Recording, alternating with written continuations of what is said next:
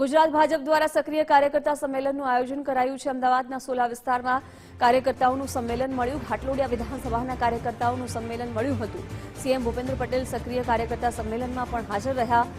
મહત્વનું છે કે ઘાટલોડિયા વિધાનસભા બેઠકના એમએલએ છે ભૂપેન્દ્રભાઈ પટેલ, ત્યારે પ્રદેશ ભાજપ મહામંત્રી રજની પટેલ પણ ઉપસ્થિત રહ્યા હતા।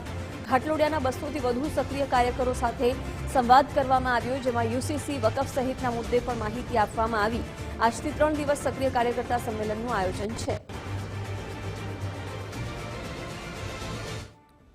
પ્રદેશની યોજના અનુસાર દરેક વિધાનસભા વાઇઝ જે સંગઠન પર્વ અંતર્ગત નવા સક્રિય સભ્યો જે બન્યા છે એ દરેક વિધાનસભા વાઇઝ સક્રિય કાર્યકર્તા સંમેલનનું આયોજન થયું છે।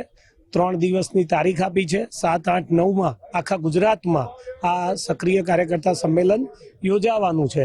ઘાટલોડિયા વિધાનસભાનું આ સક્રિય કાર્યકર્તા સંમેલન આજે અહીંયા આગળ અમે પૂર્ણ કર્યું છે। એની અંદર અમારા ધારાસભ્ય માન્ય મુખ્યમંત્રી શ્રી ભૂપેન્દ્રભાઈ પટેલ અને વક્તા તરીકે પ્રદેશ મહામંત્રી શ્રી રજનીભાઈ પટેલ આવવાના જ અહીંયા આગળ એમનું વક્તવ્ય આપ્યું છે અને દરેક સક્રિય કાર્યકર્તાનો પરિચય થાય અને દર 5 વર્ષે જે સક્રિય કાર્યકર્તા જે બનાવતા હોઈએ છીએ એના માટે થઈને આ કાર્યક્રમ પાર્ટીએ આપેલો છે।